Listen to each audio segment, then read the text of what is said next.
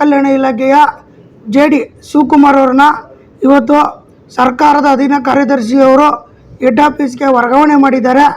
ವಿಚಾರ ಏನಂತಂದರೆ ಸಾರ್ವಜನಿಕ ಮತ್ತು ಆಡಳಿತಾತ್ಮಕ ಹಿತದೃಷ್ಟಿಯಿಂದ ಇವತ್ತು ವರ್ಗಾವಣೆ ಮಾಡಿದ್ದಾರೆ. ಈ ಹಿಂದೆ ನಾವು ಈ ಜೆ.ಡಿ. ಶಿವಕುಮಾರ್ ಅವರ ವಿರುದ್ಧ ಹೋರಾಟನೂ ಕೂಡ ಮಾಡಿದ್ದು. ಅಂಬೇಡ್ಕರ್ ಜಯಂತಿ ಪರಿಪೂರ್ಣವಾಗಿ ಮಾಡಿರಲಿಲ್ಲ, ಮತ್ತು ಇವರ ಕಳಪೆ ಕಾಮಗಾರಿಗಳು ಮತ್ತು ಭ್ರಷ್ಟಾಚಾರ ಹಿನ್ನೆಲೆಯಲ್ಲಿ ನಾವು ಒಂದು ಸಮತಾ ಸೈನಿಕ ದಳ ಹಾಗೂ ಅಂಬೇಡ್ಕರ್ ಸೇನೆ ವತಿಯಿಂದ ಹೋರಾಟನೂ ಕೂಡ ನಾವು ಮಾಡಿ ಮೆಮೊರಾಂಡಮ್ ಕೂಡ ನಾವು ಜಿಲ್ಲಾ ಪಂಚಾಯತಿಯಿಂದ ನಾವು ಕಳಿಸಿದ್ದು. ಈ ವಿಚಾರವಾಗಿ ಈಗ ನಾವು ಕಳಿಸಿದಂಥ ಮನವಿ ಆಯುಕ್ತರ ಹತ್ರ ಇದೆ.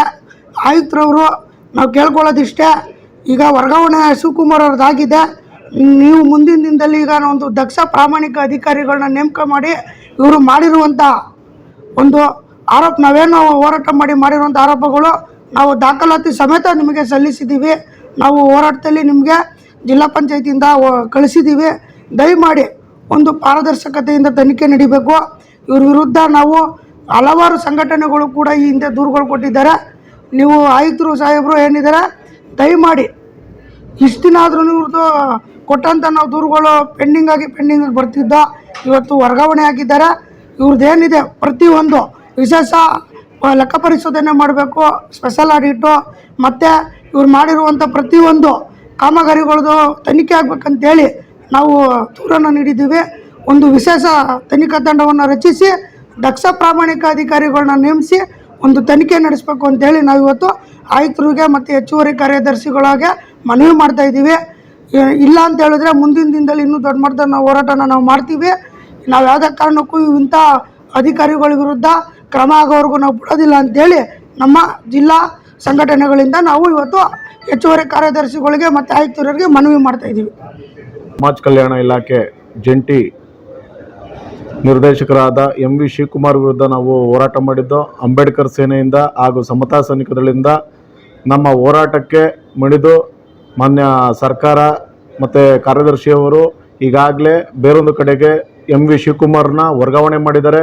ನಾವು ಕೊಟ್ಟಿರುವಂಥ ದೂರನ್ನ ದಯಮಾಡಿ ಆಯುಕ್ತರು ಈ ಕೂಡಲೇ ಗಮನ ಹರಿಸಿ ವಿಶೇಷವಾದ ತನಿಖೆ ಮಾಡಿ ಲೆಕ್ಕ ಪರಿಶೋಧನೆ ಮಾಡಬೇಕು.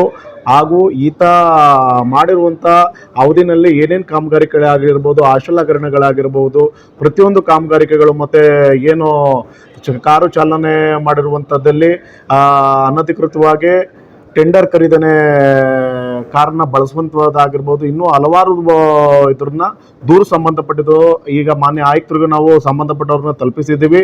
ದಯಮಾಡಿ ತಾವು ಬೆಂಗಳೂರಲ್ಲಿ ತಮ್ಮ ಇಲಾಖೆಗೆ ಆಯುಕ್ತರು ಕಚೇರಿಗೆ ಹಾಕೊಂಡಿದ್ರೆ ಇಲ್ಲಿ ಭ್ರಷ್ಟಾಚಾರ ಮಾಡ್ದಂಗೆ ತಮ್ಮ ಕಚೇರಿಯಲ್ಲೂ ಭ್ರಷ್ಟಾಚಾರ ಮಾಡ್ತಾರೆ ಅನ್ನೋದು ನಮಗೆಲ್ಲ ಈಗಾಗಲೇ ಹೋರಾಟಗಾರರಿಗೆ ಗೊತ್ತಿರುವಂಥದ್ದು. ದಯಮಾಡಿ ಈತನ ವಿರುದ್ಧ ತನಿಖೆಯಾಗಿ ಇನ್ನೂ ಉನ್ನತ ಮಟ್ಟದಲ್ಲಿ ವಿಶೇಷ ಲೆಕ್ಕ ಪರಿಶೋಧನೆ ನಡೀಬೇಕು ಅಂತ ನಾವು ಈ ಮೂಲಕ ನಮ್ಮ ಸಮತಾ ಸೈನಿಕ ದಳದಿಂದ ಹಾಗೂ ಅಂಬೇಡ್ಕರ್ ಸೇನೆಯಿಂದ ನಾವು ಒತ್ತಾಯ ಮಾಡ್ತಾ ಇದ್ದೀವಿ.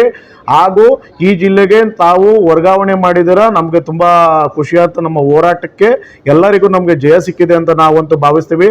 ಮಾನ್ಯ ಉಪಮುಖ್ಯಮಂತ್ರಿಗಳ ಬಳಿ ನಮ್ಮ ರಾಜ್ಯಾಧ್ಯಕ್ಷರಾದ ಡಾಕ್ಟರ್ ಜಿ ಗೋವಿಂದಣ್ಣವರು ಮತ್ತು ಎಲ್ಲ ಸಂಘಟನೆಯವರು ಸೇರಿ ಒತ್ತಾಯ ಮಾಡಿದಾಗ ಅಲ್ಲೂ ಮಾನ್ಯ DCM ಸಾಹೇಬರು, ಪರಮೇಶ್ವರ್ ಸಾಹೇಬರು ಆಯಿತು ಇದನ್ನು ನಾನು ತನಿಖೆ ಮಾಡ್ತೀನಿ ಅಂತ ಅದನ್ನು ವರ್ಗಾವಣೆ ಮಾಡಿದರೆ ನಮಗೆ ತುಂಬ ಸಂತೋಷದ ವಿಚಾರ. ಆದರೆ ನಮ್ಮ ಜಿಲ್ಲೆಗೆ ಒಳ್ಳೆ ದಕ್ಷ ಆಡಳಿತಾಧಿಕಾರಿ ಬರಲಿ ಅನ್ನೋದು ನಮ್ಮೆಲ್ಲ ಸಂಘಟನೆಯವರ ಒಂದು ಬೇಡಿಕೆ ಮತ್ತು ಒತ್ತಾಯ.